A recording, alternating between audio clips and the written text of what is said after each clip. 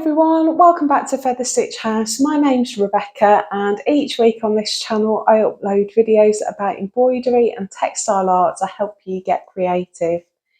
This week we're starting our July panel for this year's Winging It project.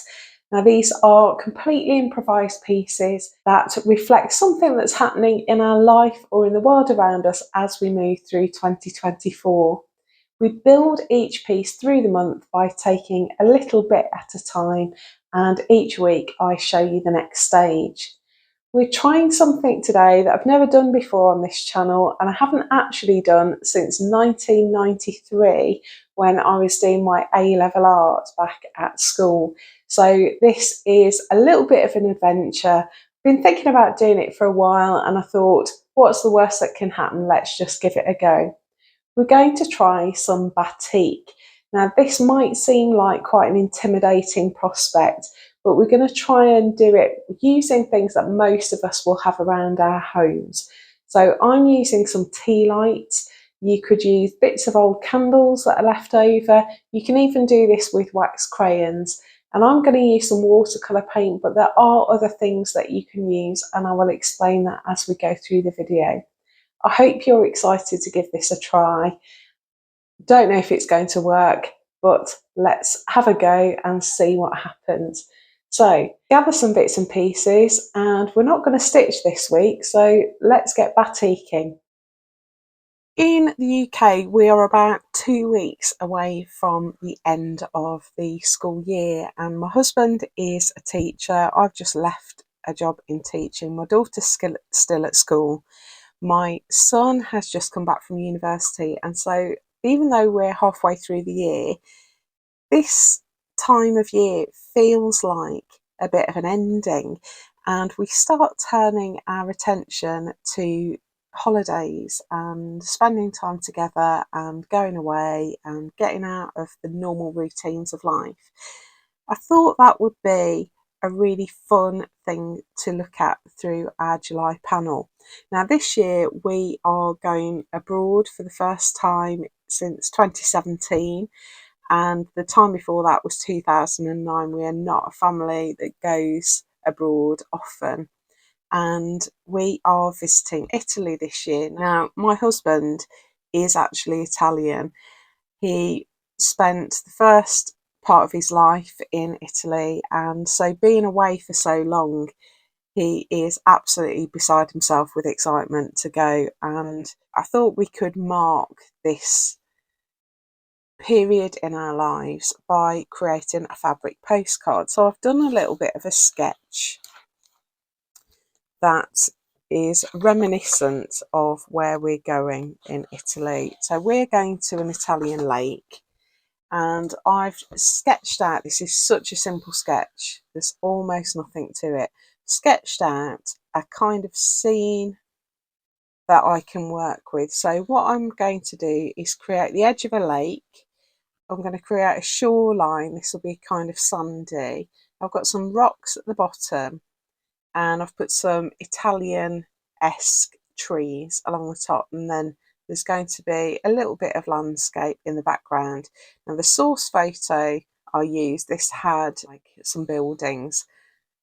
I'm not bothered about creating buildings, I'd rather keep it to a landscape. So I've sketched in some hills. So this is kind of a fantasy landscape, but it is going to be reminiscent of where we're going. Now if you're staying in the UK, if you're staying at home, you could create a scene from your garden, you could do a local landmark, you could do a little bit of local scenery that you really like. It's entirely up to you, but a scene that creates a sense of vacation or holiday, relaxation. So this is perfect for me. I'm not a beach kind of person.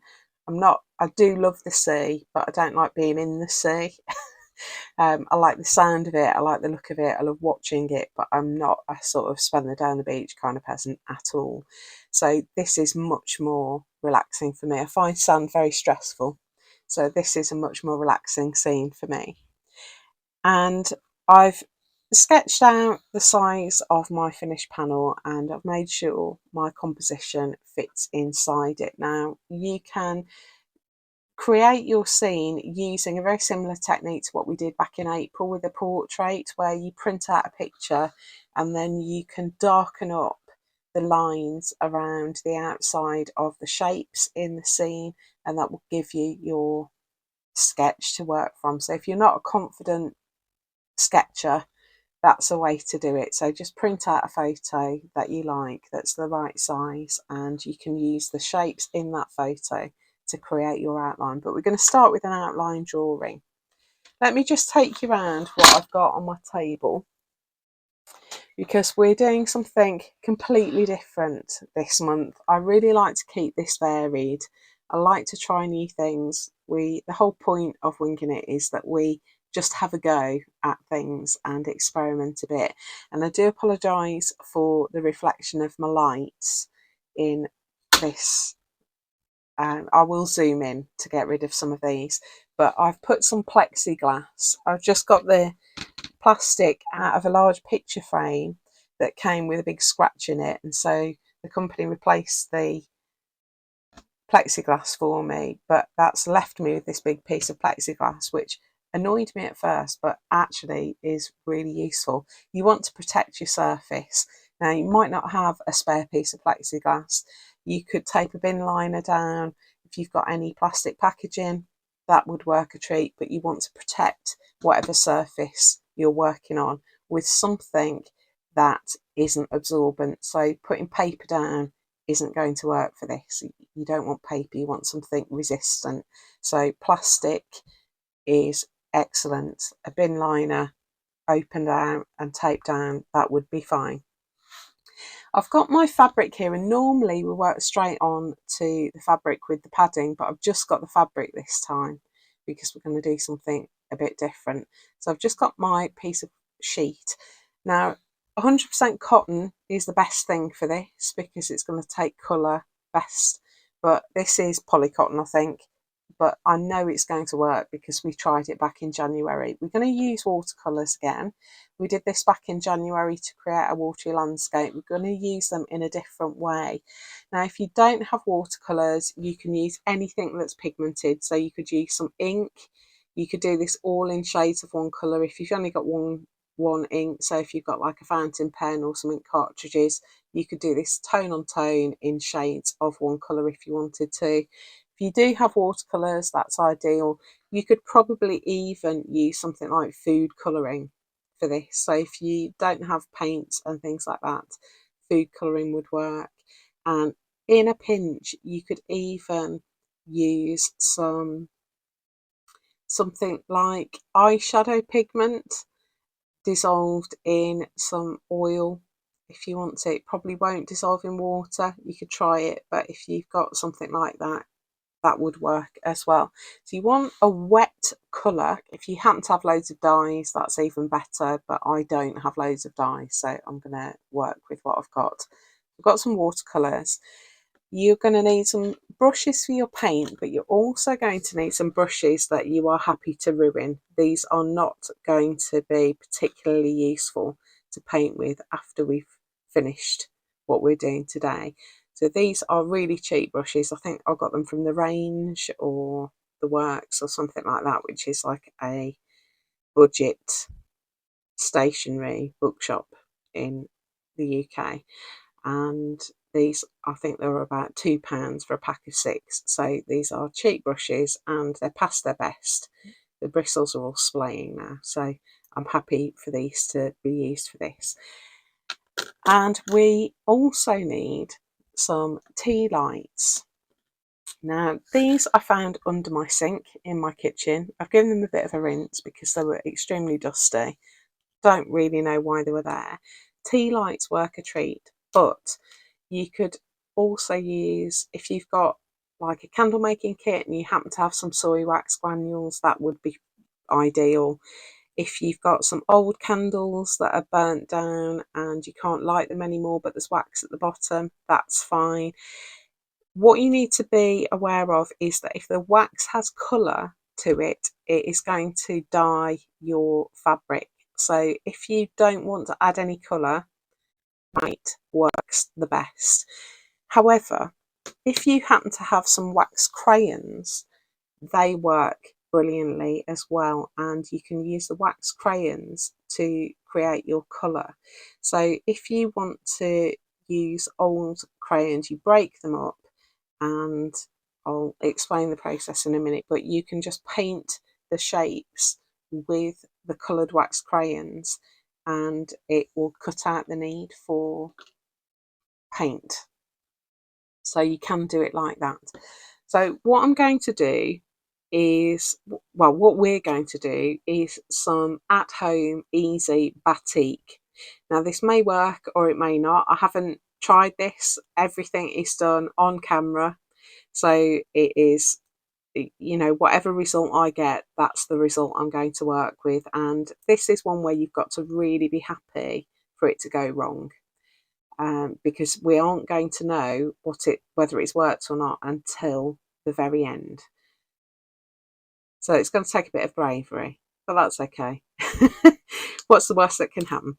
So what we're going to do is take out, I'm just going to move this fabric because I don't want to get wax on it. We're going to take out the tea light from its case, and then we just want to try and lift out the bottom of the wick, and they will come out fairly easily. You just get your nail underneath, and then when you lift it, the wick should, oh, she says, and it hasn't worked this time, but the wick should come out. If it doesn't, just wiggle it about and it will come out. You want to get rid of the wick, and probably 3 candles is all you need. I've already got some in here.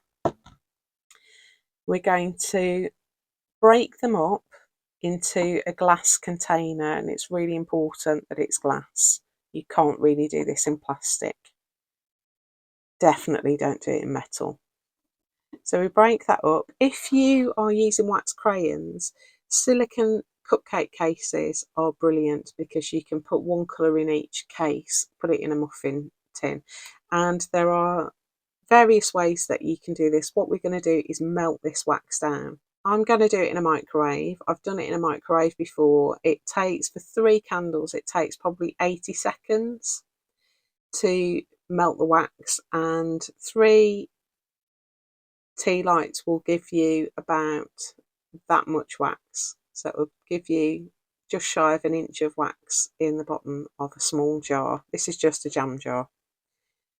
Make sure it's a jam jar because you want a jar that is heat proof, and obviously jam has to be sterilised, so that's going to take a lot of heat. Put it in a jar, don't put the lid on. You can pop it in the microwave for about 80 seconds. I stop it every 30 and just give it a swirl around. You want it completely liquid. Now if you're using cake cases, or if you don't have a microwave, or you don't feel confident doing it in the microwave, you can put your jar in the oven, and on a fairly low heat, maybe like 100 degrees, really low heat. That's Celsius, not Fahrenheit. Just put it in the oven and just leave it in long enough for the wax to totally melt. Now, whether you do it in a microwave or the oven, you've got to bear in mind that the wax will be really hot and the jar will be very hot as well. So I've got my moon mat, my moon coaster that my jar is going to sit on. So 3 tea lights or some wax crayons, entirely up to you, bits of old candles, break them up into a jar and melt it down. And what we're going to do is create a wax resist. So we're going to paint wax onto our fabric. That's going to form a barrier so that the pigment can't get in. And we're going to build up a design by capturing white first, then our next colour, then our next colour, and we're going to add pigment and create our scene. Now this plexiglass is really helpful because I can slide my book underneath so that I can see through onto my fabric to get my design, and I'm not going to ruin my book.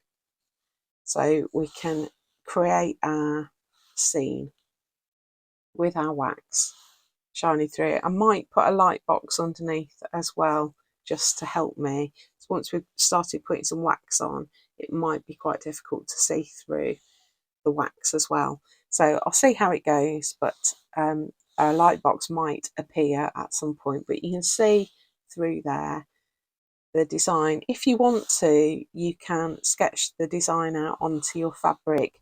Just be aware though that if you use a heat erase pen, you're going to be putting hot wax on it, so every time you put wax on, the ink's going to disappear. If you use a water erase pen, we're going to put watercolour on, so that's going to take out your water erase pen. And air erase pen, this is going to take some time because we're going to have to leave our design to dry in between layers, and so that's not going to work either. So your best bet for this one is a good old pencil, and hopefully you won't see too much of pencil marks after a while, but if you wanted to, you could just go in and sketch through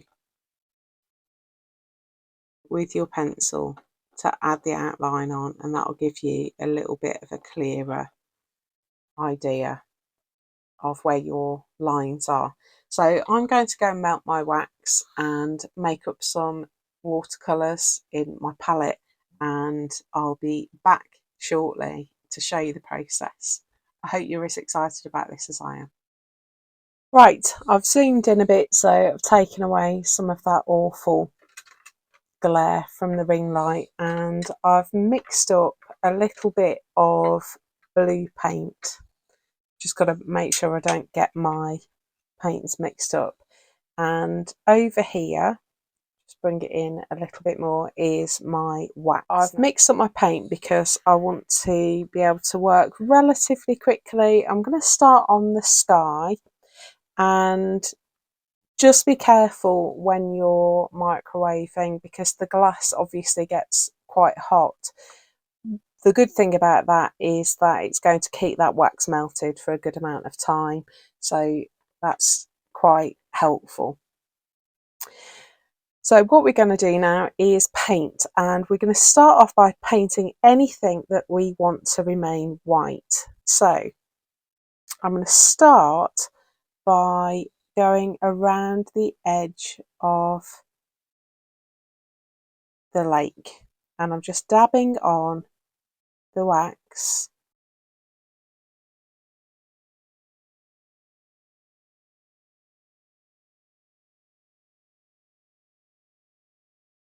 give your brush a good soak every now and again because the wax will dry on.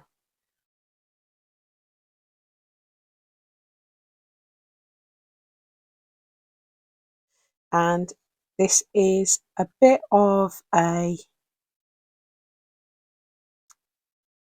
sort of mystery approach because you are not going to know how effectively it's worked until you've done it.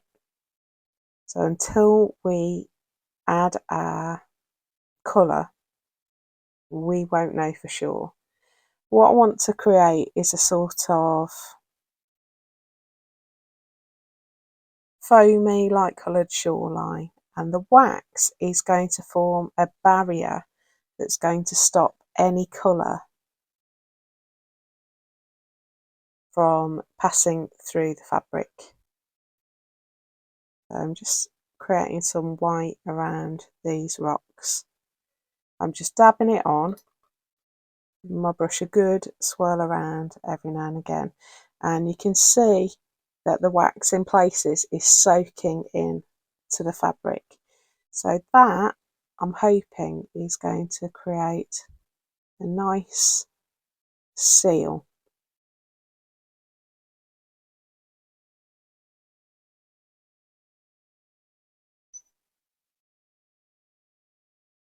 It'll either work or it won't. What's the worst that can happen? We've got some waxy fabric. So I want some white just at the horizon there.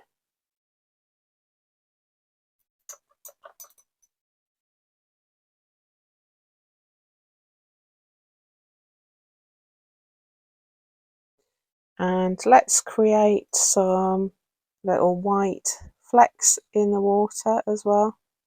So I'm just going to randomly put some flecks. If your brush is too, I'm making quite chunky marks, but if you wanted lighter marks or finer marks, you could experiment with different tools. So you could use a toothpick or something like that.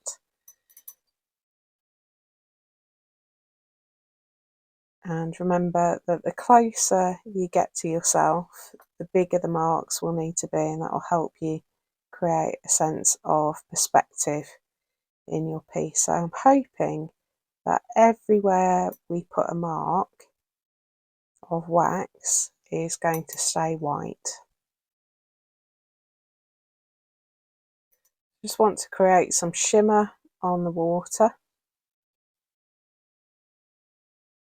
That's there. I also want to you could maybe create some cloud in the sky, and maybe I'll change brush and go for this angled brush here.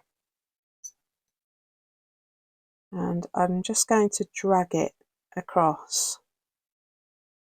I don't know how effectively this will work, just to maybe create some cloud striations. We're just experimenting. I have not tested this out. It'll either work or it won't.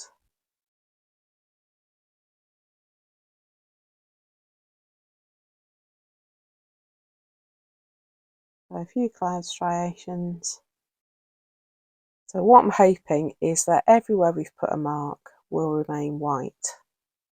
Now I just want to have a think and see if I want anything else to be white. I don't think I do. So what I want is to just make sure that wax has dried. And you just have to be patient. So this bit here isn't even because the rocks are going to sit in front of it, but hopefully you can see on camera that I've got some little white streaks, and then it's our moment of truth. I'm trusting that this is going to be okay. Here we go. This is a very weak colour, so if I just paint a bit over here, it goes on quite dark, it's going to spread, and if you just wait to see, it will be quite pale. So we're going to build up layers of colour here. Let's go for it. I'm going to paint the sky. So we're going to go in, and you can see already that where I've got wax, the colour is resisting.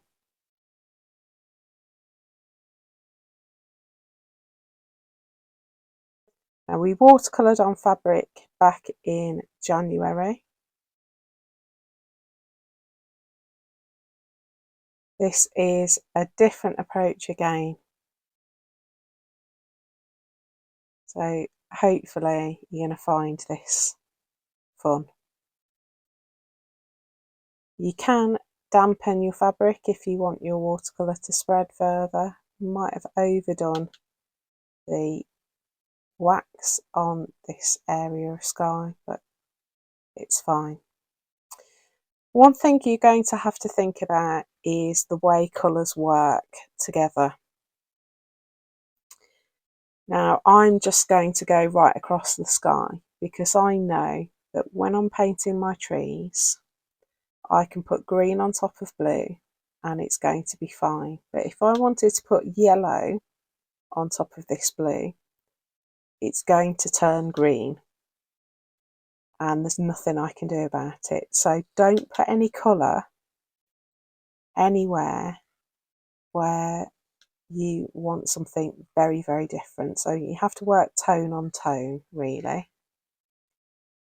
I really like the way this watercolour is working. I like the fact that it's creating these watermarks and different areas of colour. I really like it.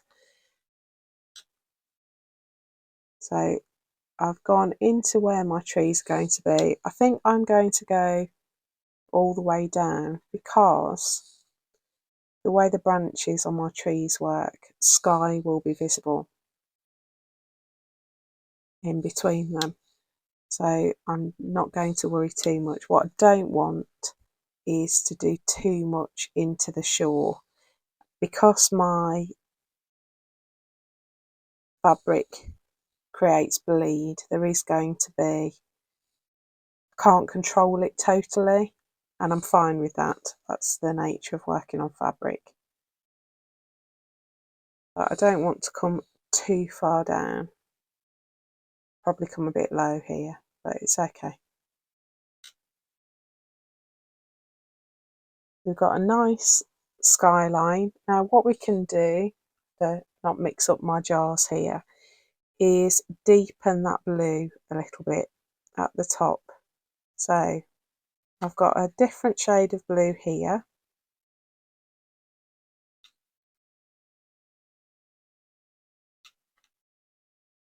That I can now just mix in. And while the fabric's still wet, I'm just going to add some of that deeper blue at the very top. Just going to dab it on and let the colours do their thing.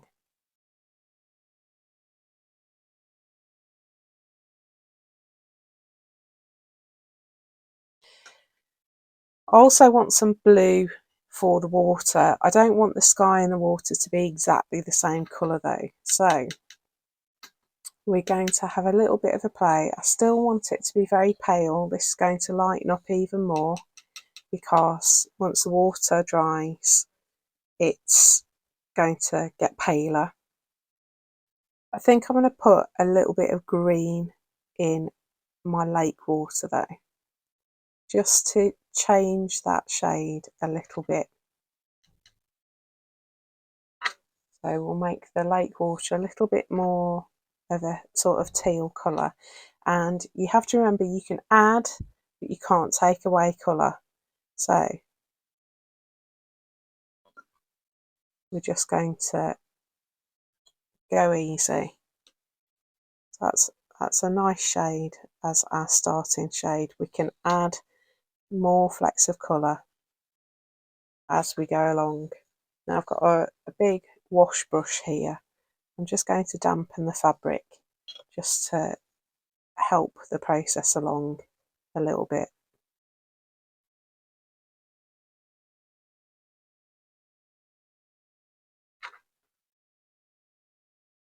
You want to keep it really pale initially because we're going to store some of this colour.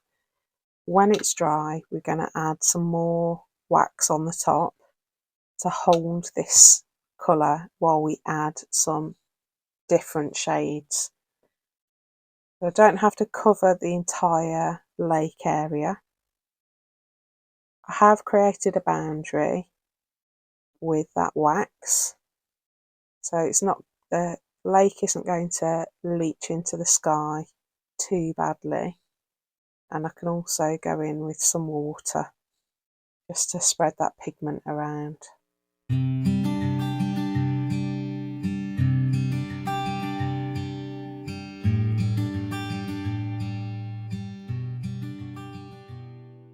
There we go. Right, first stage. I need to let that dry now so that I've got more control and so that I can block out a little bit more of my colour with wax. So you can see that's starting to set again. I'm going to let that dry and then we'll come back and do the next stage. I should just say you're going to have to let it dry with air. You can't dry this with a hairdryer because otherwise all your wax will melt and your barrier is lost.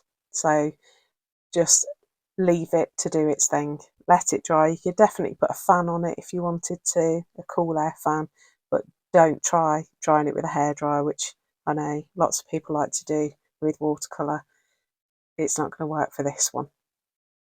So what I want to do now is capture some of this blue, and I'm just going to do that by painting over the surface, and I want the blue of the sky as it meets that shoreline to be this palest colour.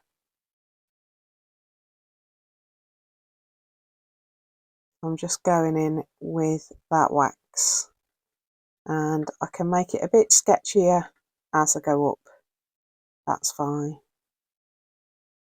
Now what I want to do is leave the trees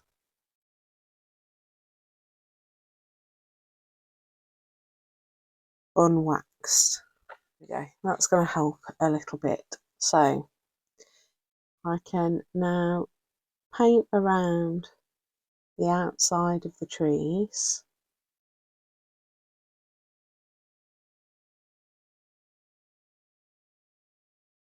with my wax, and I also want to paint in between the branches.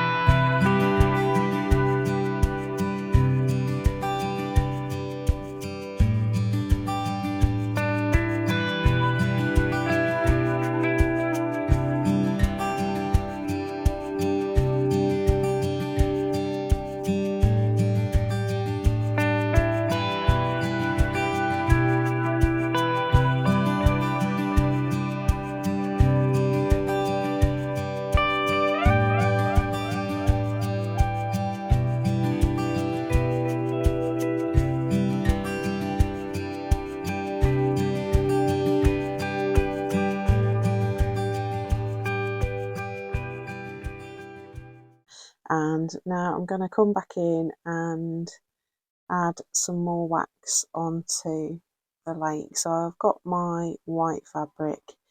I now want to capture some of the blue that I've put in. It's very pale over here, so I don't want to overdo it because I want to allow some of another colour to come through.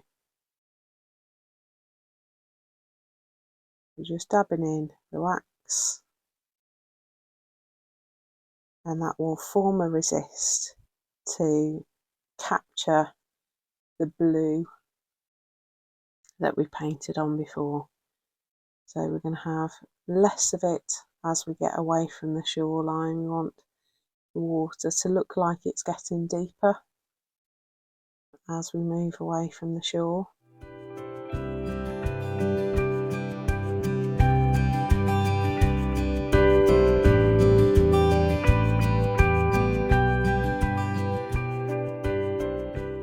Let's start with the blue again. I want a slightly stronger blue in the sky, so I'm just going to mix up a little bit more blue.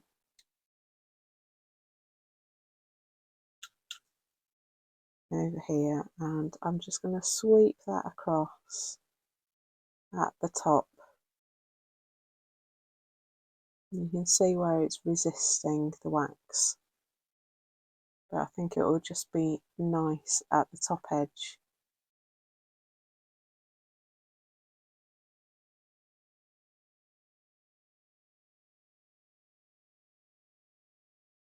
Just to have a kind of bluer blue in there.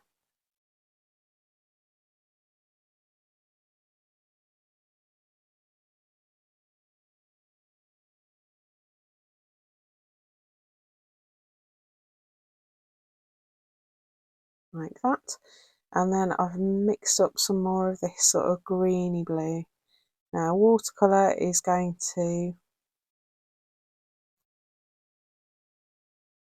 it builds up, doesn't it?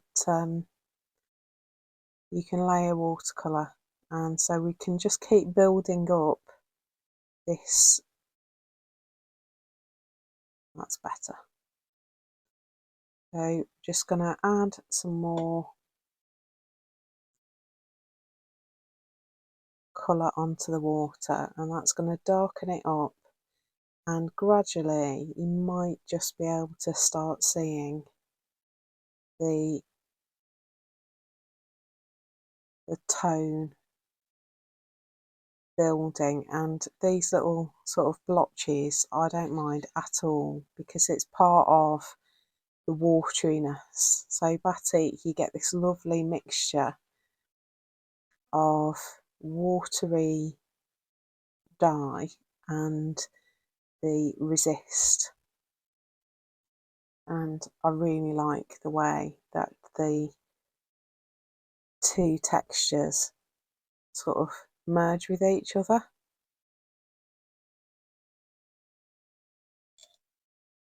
It's just a case of adding colour and letting the paint do its thing. As I say, if you have dye, you can dip dye. You don't need to leave it in for ages because we're not going to wash this. It's not going to wash out. Need a bit more green.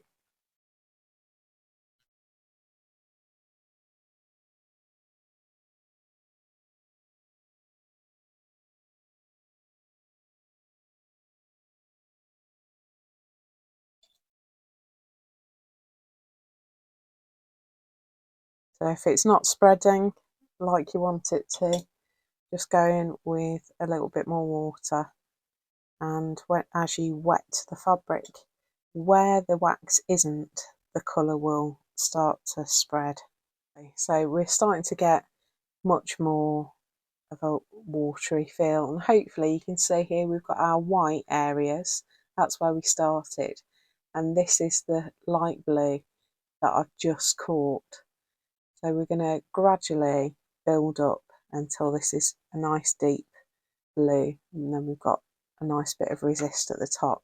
Now while I'm here, I've also mixed up some greens, and we can start adding some colour onto our trees. So I'm just going to come in. I don't know whether this green is, I need to add a bit more pigment there.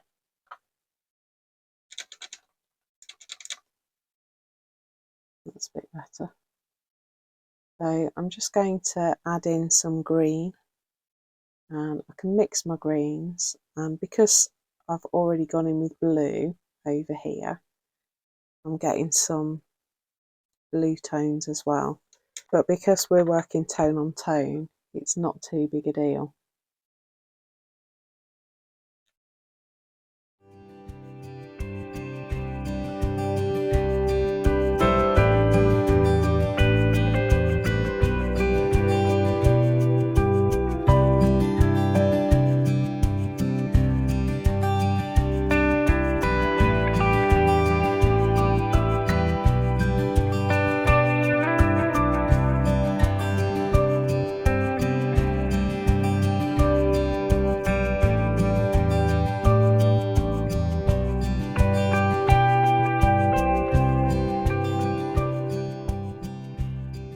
I'm going to be careful here because this ochre is going to travel up if I'm not too careful.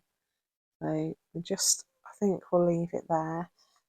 This bit of green, it has leaked or leached out into the fabric. It's leached out a bit here as well, but that is part of batik. It's not a precise art. You've got to be willing to sort of experiment and let things just happen. So I'm going to let that dry, and then I'll come back and add in another layer. We'll just keep building up layers like this, and I think I'll just film. I might put some music over the top and just let you see me build up this image, but that's essentially the principle. So we lay down some wax to trap some white, add some colour, let it dry, lay down some wax to trap that colour, add some more colour, let it dry, and we just build up layer by layer. And we want to create quite bold. I don't want it to be all pale and wishy-washy. I am going to go for it being quite bold ultimately. So we'll just keep building up these layers until we've got a background that we're happy with.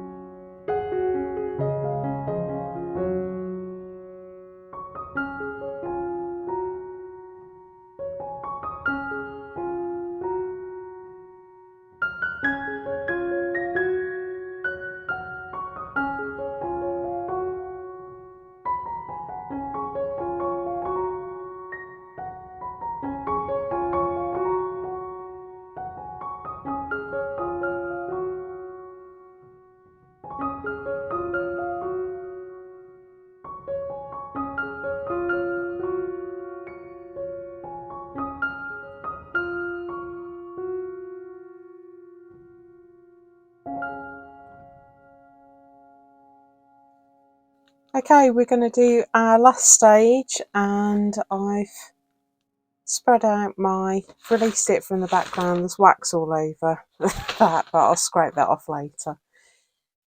I'm laying it on some brown packing paper, so any brown paper will work. If you don't have brown paper, then newspaper will work as well. You want something absorbent, you could probably even use kitchen paper towels.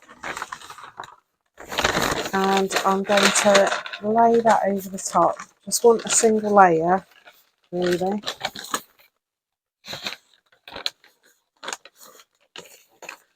This is just stuff that I've kept out of packages that I've got from various places, anywhere that I've ordered, and I'm just going to iron over the top, and that will melt the wax, which will in turn be soaked into the paper. So I've put multiple layers underneath, and then I've got my layer on the top, and you want to keep going really until you don't get any more wax out.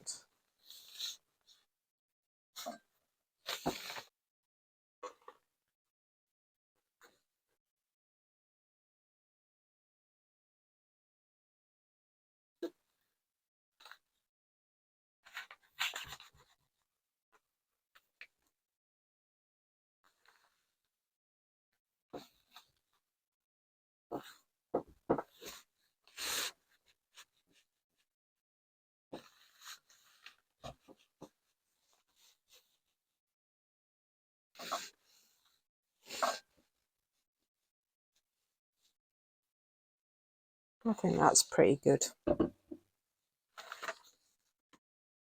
So here's our batik background for this week. So I think some things about it I really like, some things I wish I'd done differently, but I think as an at-home batik background, I think it's worked pretty well, and we're going to do lots of stitching and embellishment on top of this over the next couple of weeks to just bring it to life, just so that I know the rough edges are distracting. So if I bring my aperture in and just position it, that probably will give you a much better sense of what we're working with.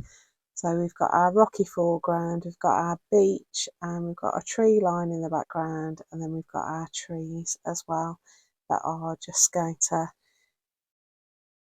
add some definition, and we're going to work on the rest as our month progresses. So I hope you've enjoyed experimenting with batik for this month's background, and I'm really looking forward to seeing what you come up with as you experiment with some old candles and a bit of watercolour or paint.